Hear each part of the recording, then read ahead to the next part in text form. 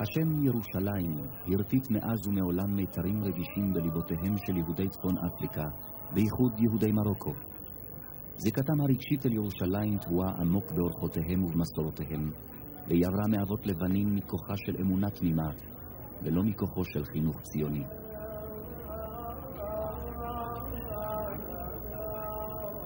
יחסם החם לערכי הדת והמסורת וממילא גם לארץ ישראל היה מפותח כל כך עד כי אפשר לומר שהם נולדו לציונות פשוטה בלי לדעת ציונות מהי. כאן במרתפי הארכיון הציוני בירושלים, באחד התיקים נמצא מכתב מעניין שהתנתה אגודת אהבת ציון שבמרוקו לתיאודור הרצל בשנת 1903. במכתב אנו קוראים: אין לנו שום מושג מהי הציונות ומה טיבה, רק את השם שמענו, ואת שקל הקודש אשר על כל איש לשקול ידענו. הננו לבקש מלפניו כי ממרום שבטו ייתן צו למזכירו הנכבד לבאר לנו בכתב את כל הנחוץ לנו לדעת בדבר הציונות, וגם לשלוח לנו את הספר היקר מדינת היהודים בתרגום עברית, וכל הספרים המגיעים אור על הציונות הכתובים עברית. נכונים אנו לשלם מחירם אשר יושת עלינו. הננו מבקשים כי יועיל בטובו לכבדנו בתמונתו היקרה, לשימה בבית ועדנו להאגודה הנוכחית, ברגשי כבוד ובברכת ציון. חומר הסברה אומנם נשלח לצפון אפריקה, אך ביידיש או בגרמנית. למרבה האירוניה, זה היה דו-שיח של חרשים בין הממסד הציוני לבין אוהביו ומוקיריו במגרב.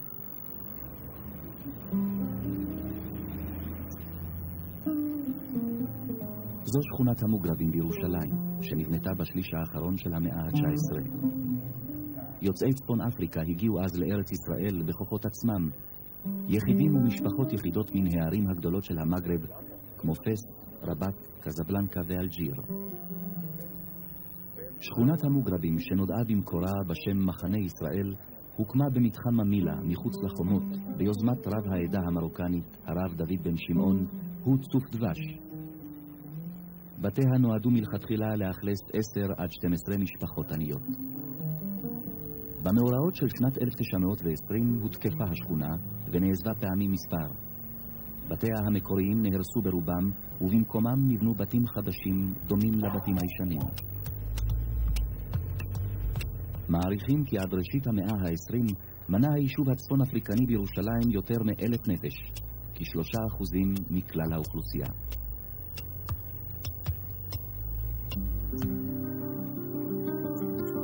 הפעילות הציונית בקרב יהודי המגרב באותה תקופה הייתה מתונה ומצומצמת מאוד.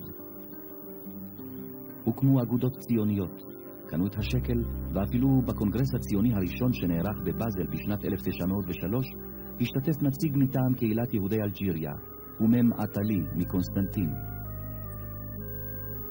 הייתה גם פעילות עיתונאית רחבה, בעיקר בתוניסיה. אך מכל ההתחלות האלה לא צמחה עד מלחמת העולם השנייה תנועה ציונית של ממש.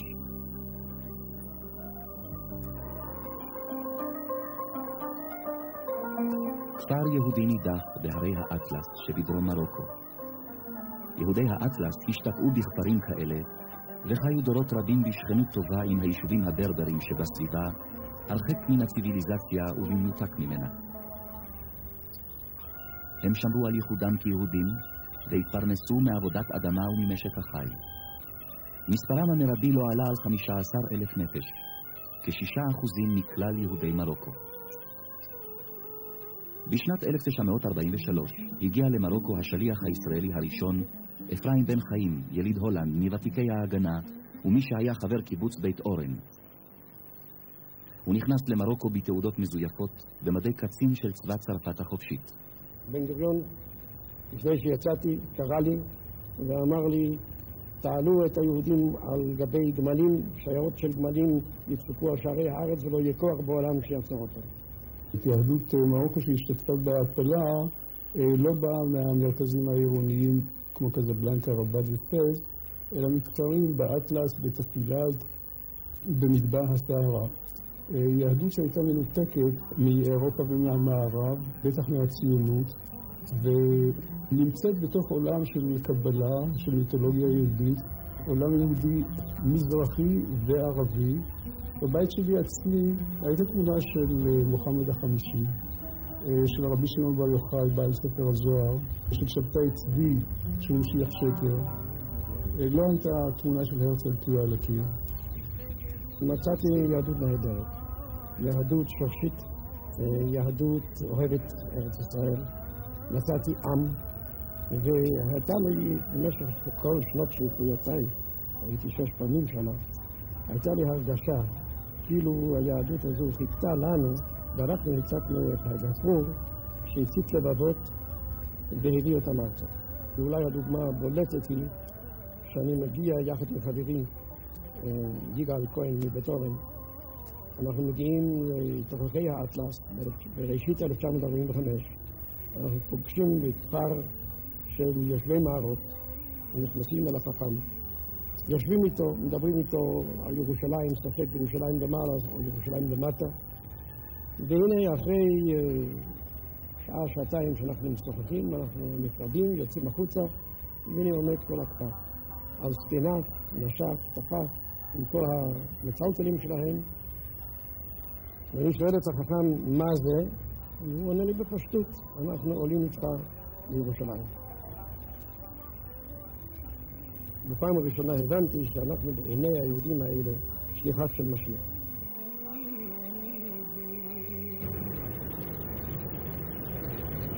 עד הקמת המדינה הגיעו לארץ ישראל 83,000 מעפילים ב-64 ספינות.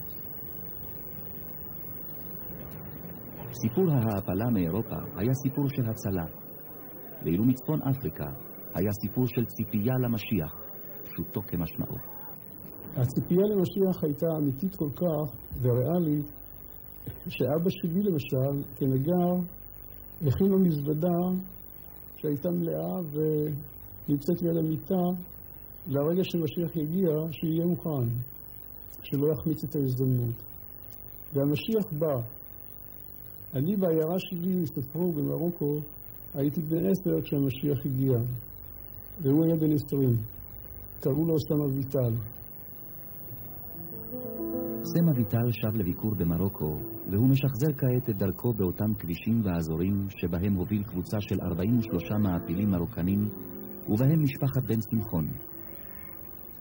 הדבר היה בחודש מאי 1947.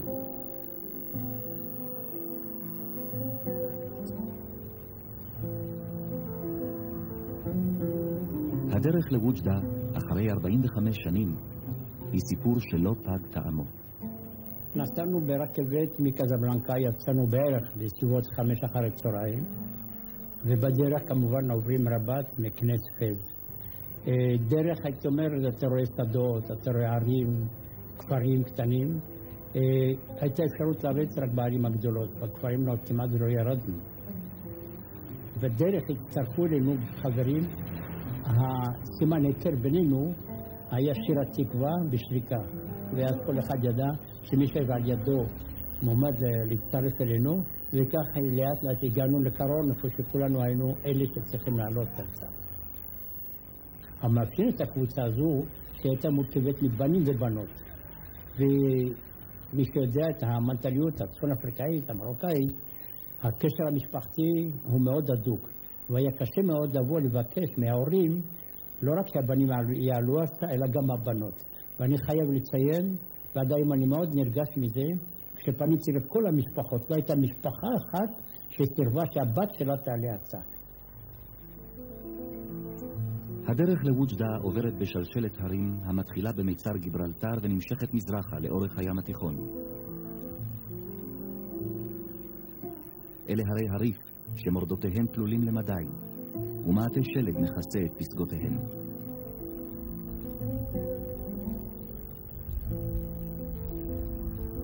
הנוף מרתק ביופיו. צמחייה בצבע ירוק עז מצויה לרוב בהרים ובמישורים. גם נוף החי העשיר מוסיף נופך משלו ליופי המיוחד של האזור. ככל שפונים מזרחה ומתקרבים לווג'דה, הולכת ומדלדלת הצמחייה. האדמה וההרים מקבלים גוון אדום, העצים מתמעטים והקרקע כמעט אינה מניבה פרי. מעבר חד לעולם אחר.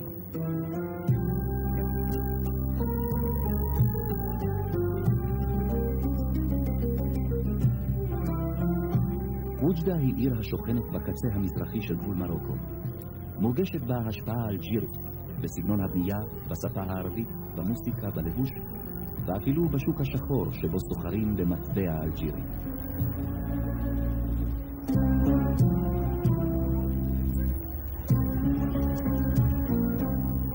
ביתי בית תפילה יקרא לכל העמים. זו הכניסה לבית הכנסת הגדול של יהודי ווג'דה.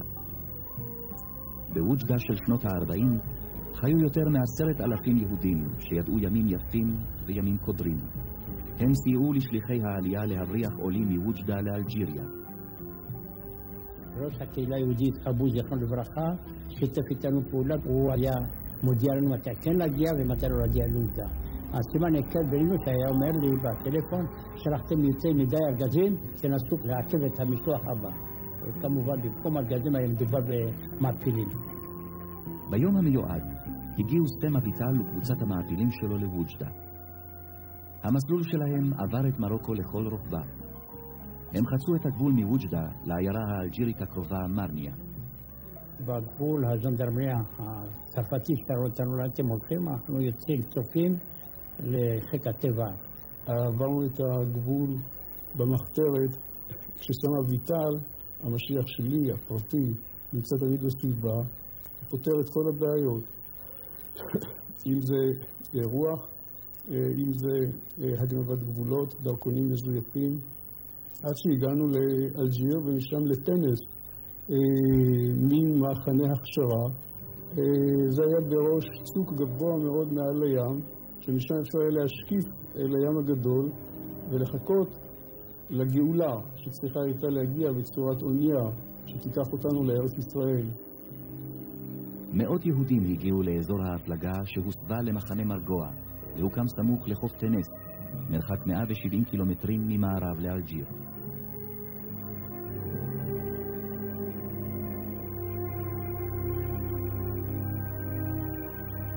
באוקטובר 1946 קנה המוסד תמורת $2,000 ספינה רעועה וישנה, אנל שמה. בעת קנייתה כבר צברה ותק של 70 שנות שירות. אנל גויסה לשירות במלחמת העולם הראשונה והשנייה, ואחרי המלחמה היא שימשה ספינת חופים באיי שטלנד, מצפון לחופי סקוטלנד. שמה המקורי היה הרוזן מזטלנד.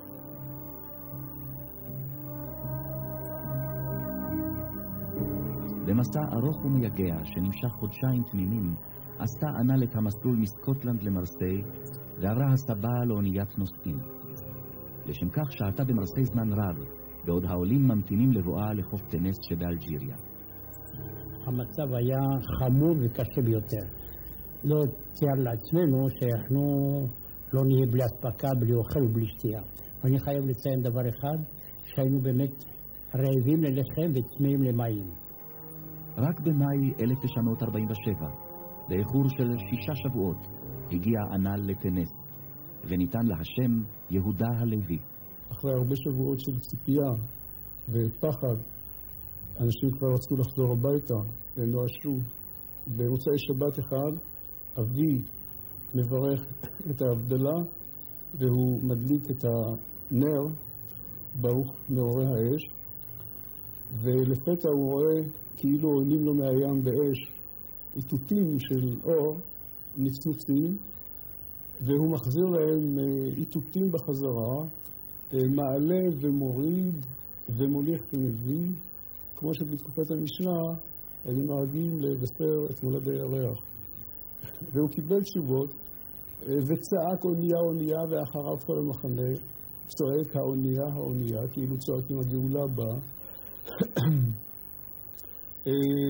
המחנה כולו על זקניו, ילדיו ונשותיו, עם המזוודות והחבילות, בדהרה איומה התחילו לרוץ למטה לעבר החוף והמים. אנחנו פחדנו שהם יעוררו את כל הסביבה. ממילא עומדת שם איזו אונייה באמצע ים ולא זזה, ופה מתחילים צעקות וצריחות ושירה וריקוד וכך הלאה וכך הלאה, עד כדי כך שהלכנו, יני ואני, עם אקדחים.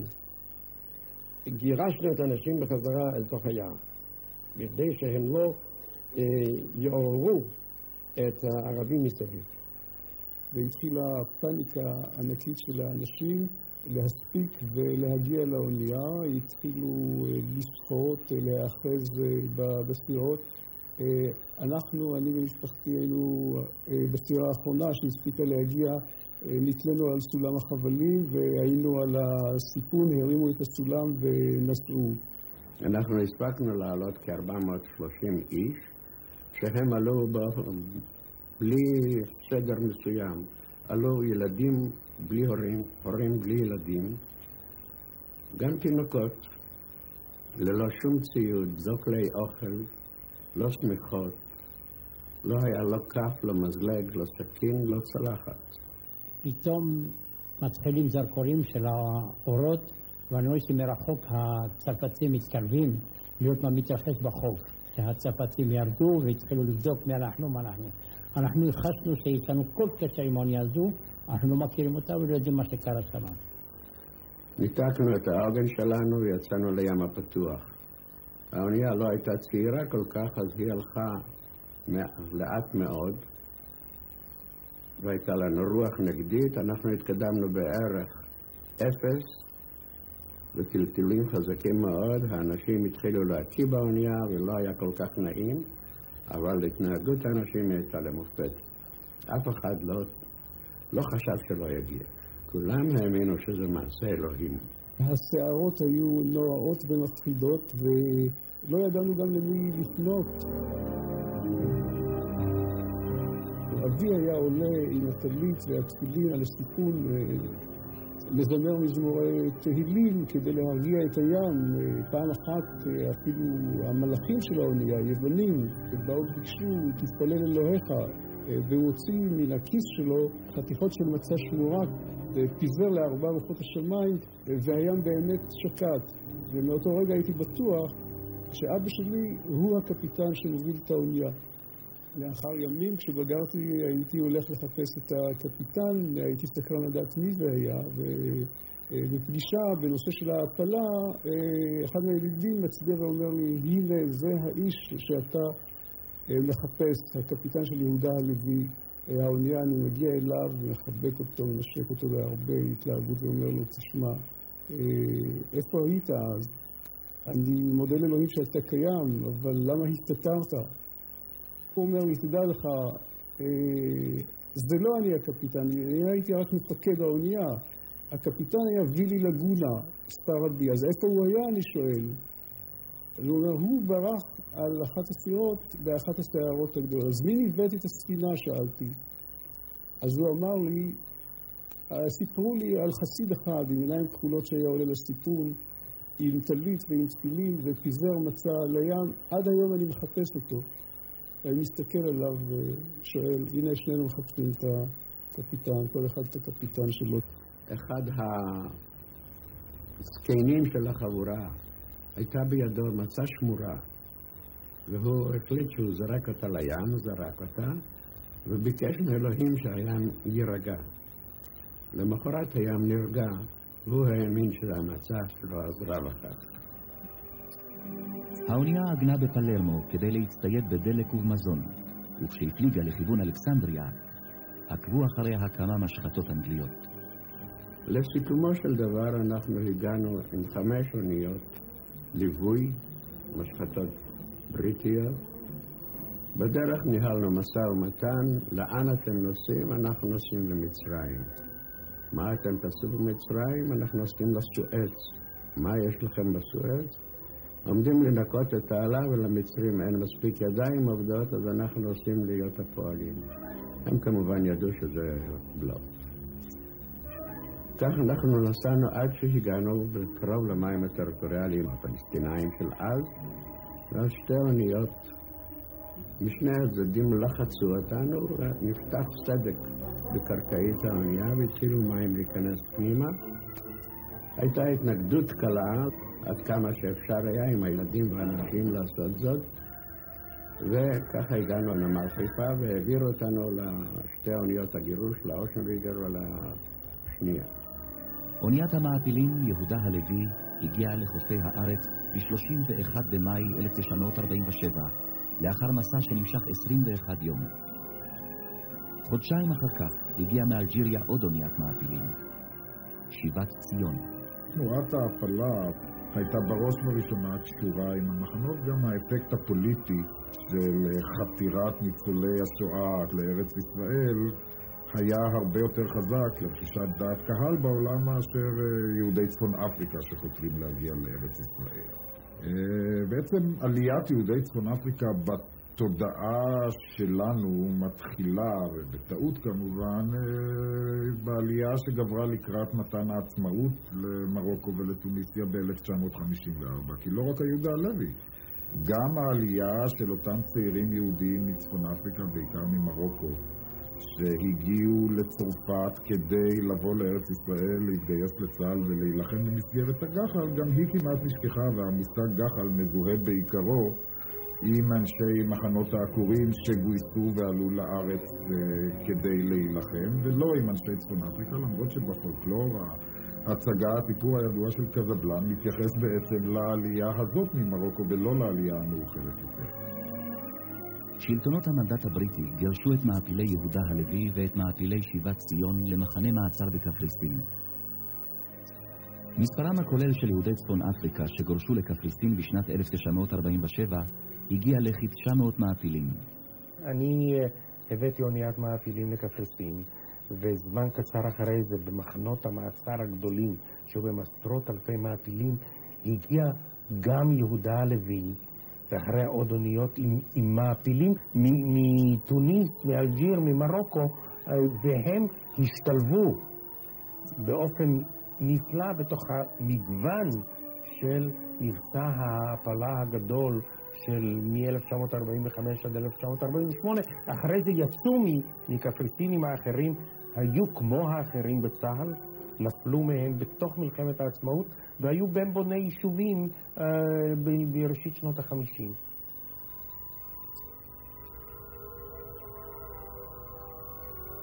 משנות ה-30 ואילך הלך והחמיר מצבם של היהודים בארצות ערב. הם עברו גל של רדיפות ופרעות מבגדד וטהרן עד חלד ועדן, מקהיר ולוב עד אלג'יר ומרוקו. סיבת הדבר נעוצה בעיקר בהחרפת הסכסוך היהודי-ערבי בארץ ישראל. הפרעות בטריפולי בשנת 1945 היו הקשות והחמורות שהתרחשו בצפון אפריקה. הן נמשכו 4 ימים, ובמהלכם נרצחו 135 יהודים.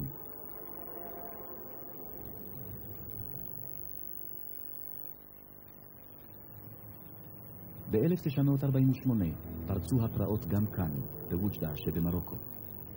הדבר אירע בימים שבהם נמשכה ואף הוגברה הברחת עולים לישראל, בשיטה שבה עברו מעפילי הספינה יהודה הלוי. ווג'דה הפכה לתחנת מעבר חשובה בדרך לישראל. מדינות המגרב עדיין היו אז בשליטת צרפת.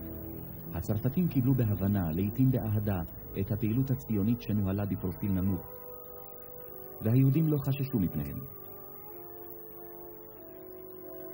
חששם היה מתגובתה העוינת של האוכלוסייה הערבית במקום, שהשפעת הלאומנים עליה הייתה בקו עלייה, בייחוד נגד צרפת והציונות.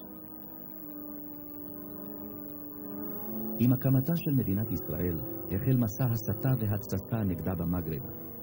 הידיעה על הברחת נוער יהודי ממרוקו לישראל כדי להשתתף במלחמה לצד ישראל עשתה לה כנפיים בקרב פורעים ומסיתים. בווג'דה הם פרשו את הדבר כהתרת דמה של האוכלוסייה היהודית השלווה, שלחו ידם בה והרגו 44 מבניה.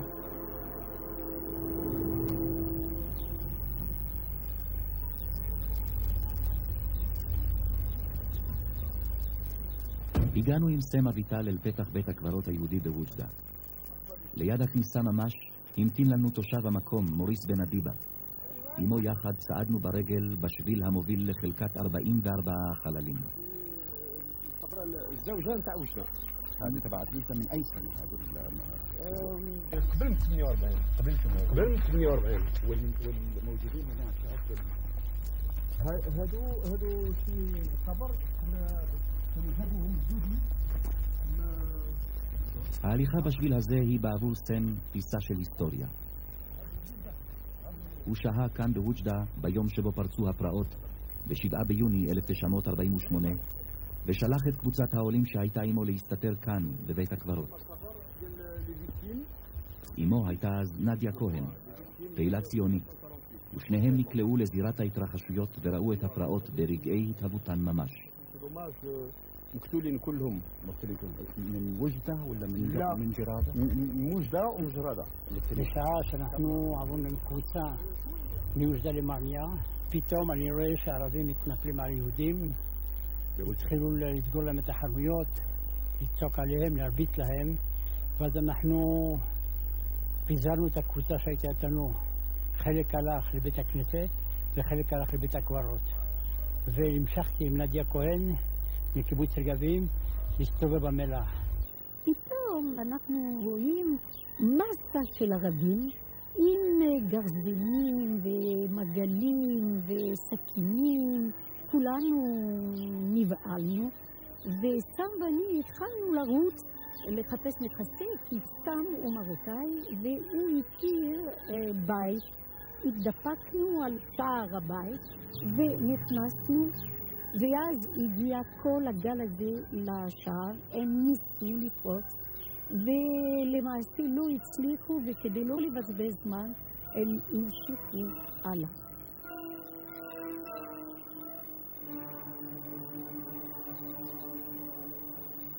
רק אחרי שעה וחצי הופיעו הצרפתים, המפקד עם כפפות, עם סטיק כזה, עם מקל כזה, כאילו לא קרה כלום. אבל כמובן שבינתיים הם המשיכו והספיקו גם לרצוח כמה יהודים, ובעיקר להציף בתים, ונוסף על כך הם הלכו לכפר קצת יותר מרוחק מווג'דה. ווג'דה היא בכל זאת עיר קטנה, כפר איפה שיש קהילה יהודית קטנה, ג'רדה. זה קטע מן הדרך בת 60 הקילומטרים שבה עברו הפורעים באוטובוס לכיוון העיירה הדרומית הסמוכה ג'רדה. נוף כפרי שומם, כמעט מדברי וצמחייה דלילה. הם מבחינים באנשים וביישובים כמעט לכל אורך הדרך, לבד מכמה מאהלים ומחסומי משטרה. זו הכניסה לג'רדה, כפי שהיא נראית כיום בתחילת שנות ה-90. הפורעים הגיחו אליה בסערה, ובואם נפל על היהודים כרעם ביום בהיר. הגיע אוטובוס מעיר אוג'דה שבמרוקו, ועוד כשהם יורדים מהאוטובוס התחילו לקרוא ג'יהאד. חזרתי לחנות וסיפרתי לאבי, ואבי מיד סגר את החנות.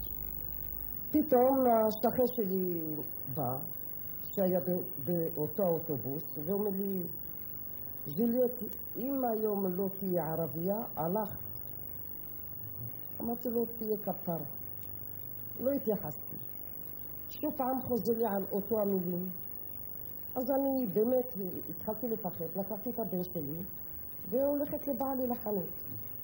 אחרי מספר דקות הגיעו קבוצות של ערבים, והתחילו לשבור את הדלת עם פטישים.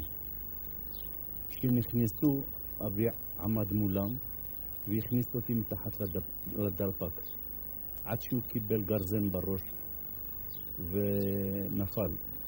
את הילד חטפו לי אותו מהידיים, ואותי התחילו, כל אחד מושך אותי מהצד. אחד רצה להכניס בי בקבוק, אחד רצה להכניס בי סכין, אחד רצה לתת לי מקל עם מסמרים. השכן לא רואה אותי, והוא מתחנן אליהם לא להרוג אותה, יש לה ילד קטן, אני מבקש מכם ככה.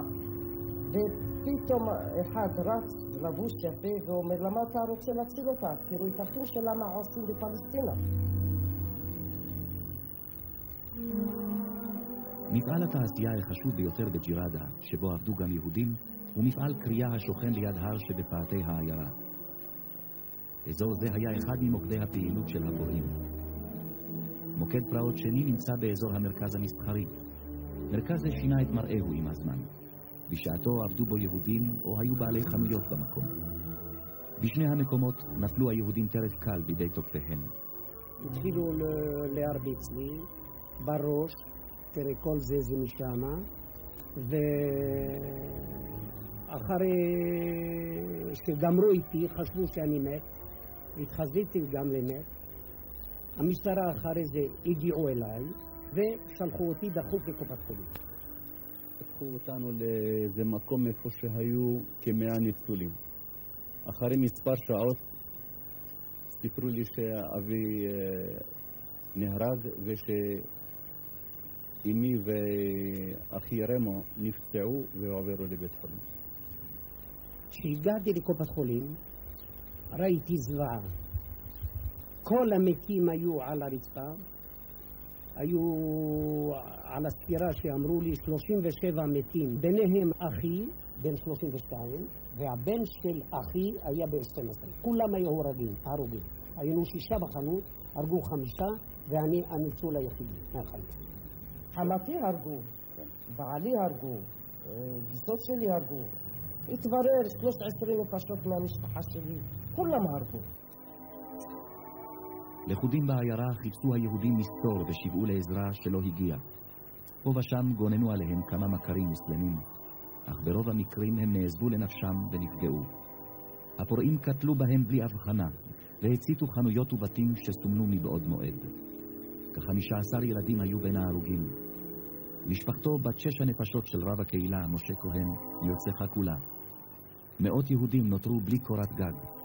הג'וינט סיפק מקלטי חירום לנשים וילדים שמפרנסיהם נרצחו, ודאג לחלוקת מזון לנזקקים.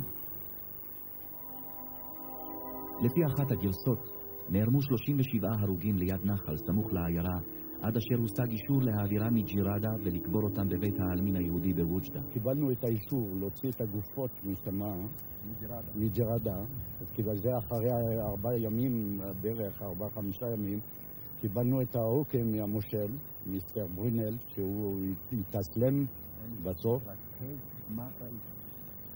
הגענו שמה, מצאנו טרנשה, בור, איזה מין בור שעשו, והכל מכוסה באדמה, ובתוך זה את הגופות של כל הקהילה. עשו כולם שמה, וזה היה ביוני עם חום כזה, שגם עם המסכה. זה היה קשה להוציא את האנשים ולראות מה שראינו שמה. אישה, אני ראיתי אישית, הוצאתי אישה, הבטן שלה היא הייתה בהיריון, הכל בחוץ, הכל מסיע. אני מצטער, אני לא יכול לעשות. לא יכול.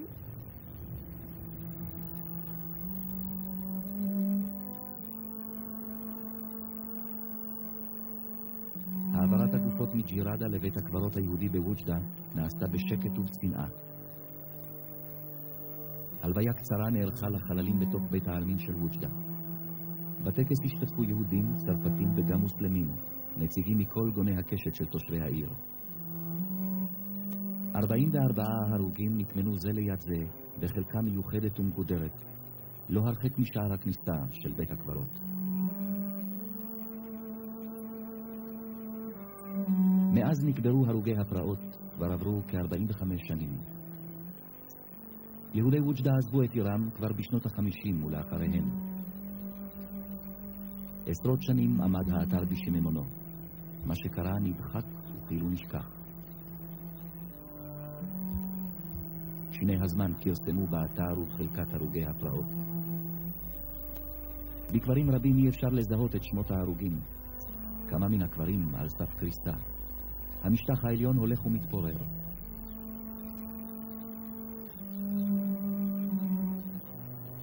סם אביטל הגיע לחלקה כדי להתייחד עם זכר החללים. הוא פורע חוב אישי ליהודים אלמונים שנפלו על לא עוול בכפם.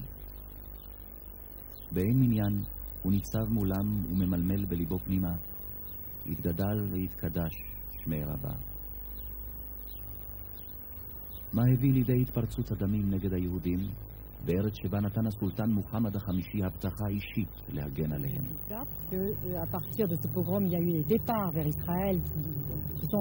דוקטור איבט קטן, חוקרת צרפתייה, כתבה ספר על ווג'דה תחת השלטון הצרפתי. בספר חקרה גם את אירועי הפוגרום. déroulé dans un climat de très grande tension, déjà préparé par une espèce de tension entre les juifs et les musulmans du fait que les juifs avaient une situation qui s'améliorait plus rapidement que celle des musulmans. Cette tension s'est accentuée du fait des événements du Moyen-Orient, de Palestine, il faut bien dire, parce que ça s'appelait comme ça à ce moment-là. Et ce n'est pas un hasard si le pogrom éclate pratiquement au lendemain de la proclamation de l'État d'Israël. הסיבה העיקרית לפוגרום הייתה הברחת הגבולות שיום יום עשינו את זה בלי הפסקה. זה קומונות ערבים וחיפשו הזדמנות, וב7 ליוני 48 קרה מה שקרה. וזה המחיר הכבד שיהדות מרוקו שילמה עבור הכרזת מדינת ישראל. כינוס של יהודי ווג'דה שהיה בירושלים בשנת 1991. זה מפגש גיבוש של הקהילה, אך גם מפגש של התרפקות על העבר. ממרחק של כמה עשרות שנים מאז השתקעו בישראל, פיתחו נוסטלגיה לווג'דה, לנוף, לאנשים, לאירועים. לכל משתתף ווג'דה משלו. שניתן לי הכבוד לפתוח הכנס הראשון של יוצאי קהילת ווג'דה. הפרעות הותירו צלקת, בעיקר בנפשן של המשפחות הפגועות. יהודי ווג'דה אינם מרבים לדבר על המקרה, אינם עורכים טקסי אזכרה רשמיים לחללים, ואינם דורשים להעביר את עצמותיהם לישראל. יש כאן הסכמה שבשתיקה להנמיך פרופיל, לבל יתיחו ביקורת מכפישה בשלטון וממילא בבית המלוכה, כי באותן שנים, גם במרוקו, לא היו היהודים חסינים מפני פגיעה. מה עוד נותר להם כיום מווג'דה? בביקור האחרון שלי בווג'דה היה מאוד מרגש וכואב. אני זוכר ווג'דה עם כל האוכלוסייה שלה, כ-12,000 יהודים שהיו באמת מחזיקים את המסחר, את התעשייה והכל. כשחזרתי פעם אחרונה ראיתי בקושי מניין של יהודים, כולל צעירים ומבוגרים. ודבר שממש נגע ליבי זה היה ביקור בבית הכנסת.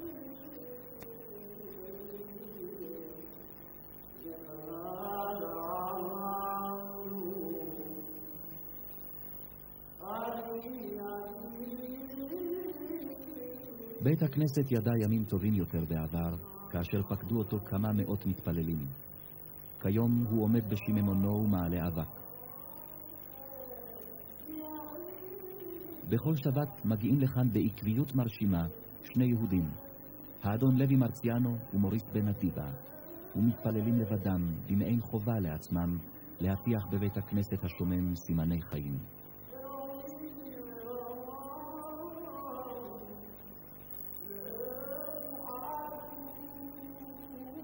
אדון לוי הוא אדם זקן, אבל הוא יעשה את המאמץ ויגיע בשארית כוחותיו לבית הכנסת.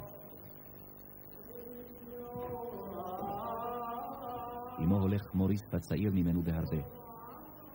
שניים שמנסים להחזיק בחיים קשר כלשהו ליהדותם, באמצעות שמירה על שני הסמלים שעוד נותרו להם כאן. בית הכנסת השומם והגובע, ובסמוך לו, בית הקברות היהודי.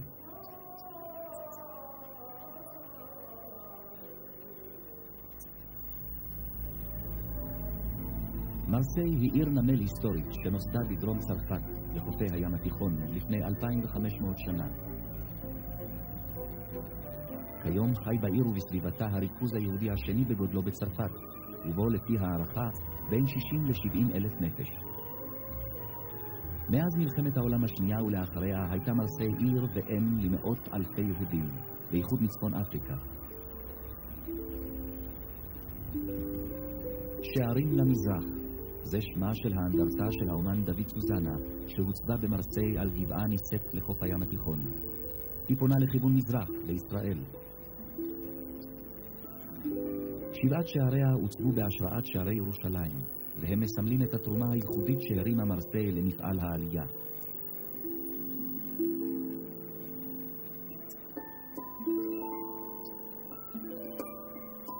מרסיי הייתה לשער עלייה גדול שבו עברו בדרכם ארצה קרוב ל500,000 יהודים, רובם מצפון אפריקה. ב-1961 הייתי אחד מהאנשים, מאותם האנשים שעברו דרך מרסיי,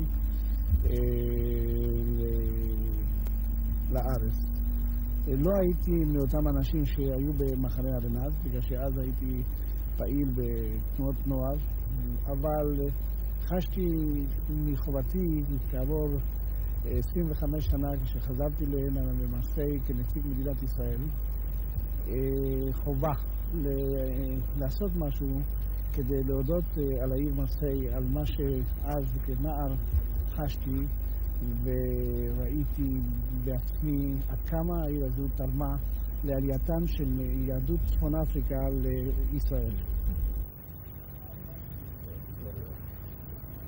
רובר ויגורו הוא כיום ראש עיריית מרסיי. בשנות ה-40 פעל כרופא ונפגש עם מעפילים שספינתם עגנה במרסיי. Et ce que j'ai pu faire, c'est agir en tant que médecin. Et j'ai été volontaire pour aller sur ces bateaux-cages qui étaient en attente près de Marseille. Nous avions la permission des soldats anglais, qui étaient très très stricts. Nous avions la permission d'aller soigner à bord ceux qui étaient malades, et je suis donc allé à plusieurs reprises sur ces bateaux. J'ai trouvé une population très déterminée. Ma difficulté était plutôt de dire à ceux qui étaient malades, il faudrait que vous veniez à l'hôpital, n'ayez pas peur, vous pouvez descendre, vous reviendrez sur ce bateau. Mais ils ne voulaient pas, ils voulaient rester sur le bateau parce que le bateau c'était déjà leur terre. במרסיי ובסביבתה היו כ-20 אתרים ששימשו תחנות מעבר לעולים. גרנד ארנס היה המחנה הגדול מכולם.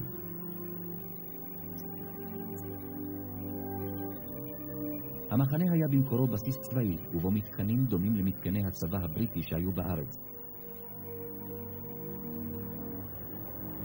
בשנות ה-40 הכירה אותו ממשלת צרפת למוסדות שטיפלו בהעפלה. לכאן הגיעו אז כ-20,000 יהודים, שרידי השואה, והפליגו אחר כך בספינות העפלה לארץ ישראל. לאחר הקמת המדינה שימש המחנה בעיקר את עולי צפון אפריקה. כך נראה המחנה כיום, שטח ריק ועזוב המיועד לשמש מרכז נופש והחלמה. כל המתקנים פורקו. בשטח מסיירים דוקטור רנה וולף, רופא המחנה, וקלוד מזרחי, שני עובדים מכלל צוות גדול שעבד בשעתו במחנה. ממה סבלו העולים שהגיעו מצפון אפריקה? Tuberculosis? Tuberculosis perhaps not, but especially a very bad general condition. I say children of a year who had 3 kilos 600.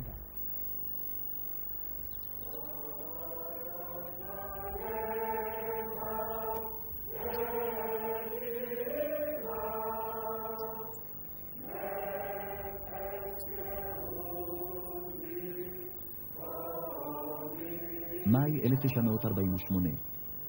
את הקמתה של מדינת ישראל חוגגים בכל העולם היהודי, גם בקרב העולים במרסיי, עם נפש הומייה ועין לציון צופיה.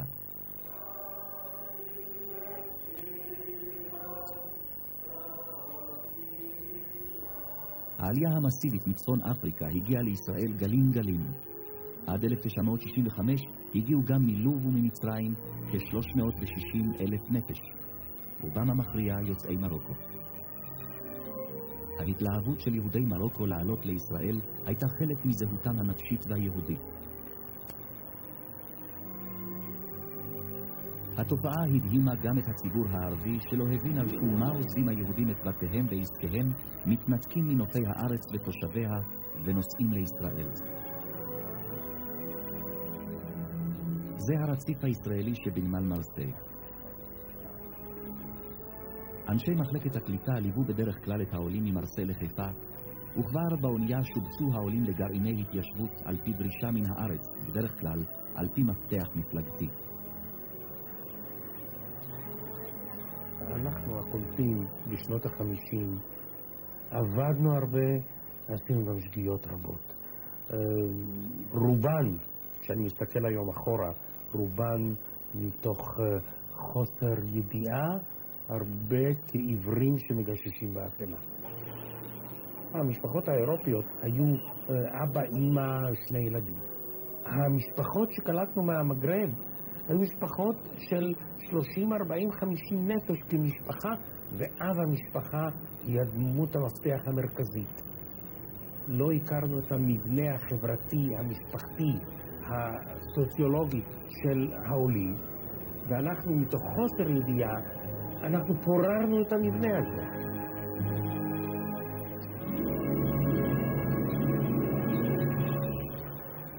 המעבר לישראל היה בבחינת הלם. הפעולה הראשונה שנתקלו בה העולים הייתה הריסוס. בשביל רבים מאלה שעברו חוויה בלתי מרנינה זו, היה זה ריסוס של חלום והפגנה של היעדר רגישות בלשון המעטה.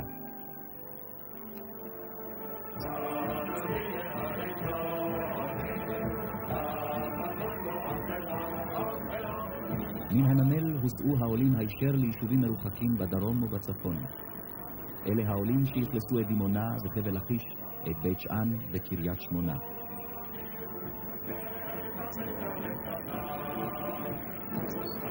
בקרב העולים היו קשישים רבים, נכים, חולים ומשפחות שאין להם לפרנס. היו שהציעו להימנע מלהעלות משפחות שיש בהן חולים ונכשלים ולהתרכז בהעלאת צעירים ומפרנסים בריאים. כך נולד רעיון העלייה הסלקטיבית שהופעל על יהודי מרוקו בשנות ה-50. אריה גלבלום פרסם בעיתון הארץ ב-22 במרס 1949 סדרת מאמרים ובה כתב על יהודי מרוקו. זוהי עליית גזע שלא ידענו עדיין כמוהו בארץ. לפנינו עם שהפרימיטיביות שלו היא שיא. דרגת השכלתם של יהודים אלה גובלת בבורות מוחלטת, וחמור עוד יותר חוסר הכישרון שלהם לקלוט כל דבר רוחני. מה יקרה למדינה זו אם זאת תהיה אוכלוסייתה? התנועה הציונית, לפי דעתי לא בצדק, הנהיגה מדיניות סלקציה לגבי העלייה של יהדות צפון אפריקה, לא הכירה בה באותו שלב כעליית מצוקה, כי חשבה שכל זמן שהשלטון הצרפתי פעיל, יהודים יכולים לקום ולצאת, ולכן זו לא עליית מצוקה. ואני חושב שזה היה כתם על התנועה הציונית. אסור היה להנהיג סלקציה לגבי עליית יהודים לארץ ישראל. זה נעשה, אבל זה לא מנע את היציאה ההמונית של היהודים, כפי שאמרתי קודם. הושפע גם דוד בן גוריון על ידי ידידו הגדול, פרופסור חיים שיבל, זיכרונו לברכה, שהיה ציוני דגול, חלוץ דגול, אבל הוא טען שמערכת הבריאות בארץ מתמוטטת, מערכות הקליטה מתמוטטות, ודרש להנהיג כללים מגבילים בעיקר מטעמים של בריאות. הדברים האלה פעלו בעצם זמן קצר בלבד, במיוחד לגבי מרוקו. האפליה באה מזה שבאו אנשים מעולם שונה. אלה היו אשכנזים, אלה היו ספרדים, אלה היו בעלי תרבות של מערב אירופה, אלה היו בעלי תרבות אחרת. אבל לא רק זה, זה יותר גרוע. בארץ ישראל דאז, התרבות השולטת הייתה התרבות הגרמנית, התרבות הרוסית. מי שלא ידע מי זה גוטה, מי זה שילר, מי זה לרמונטוב, מי זה פושקין, לא היה נחשב לבן אדם. הסלקציה הייתה ליקוי מאורות במדינת ישראל. עסקניה לא למדו מן המופת של אנשי כיח, אשר במאה ה-19 נחלצו מיוזמתם לעזרת אחים לקצרה, דווקא במרוקו הנחשלת. ואהבת ישראל לשמה הייתה לנגד עיניהם. רבים, תחת שיכירו בשבר ההיסטורי שפקד את אחיהם היהודים בארצות האסלאם, והפכם בעל כורחם לשבר כלי, נהגו כלפיהם ביוהרה והתנסות. הפער, הניכור והניגוד העמיקו למין הימים של ואדי סאליב ואילך, ורישומם לא נמחה עד עצם היום הזה.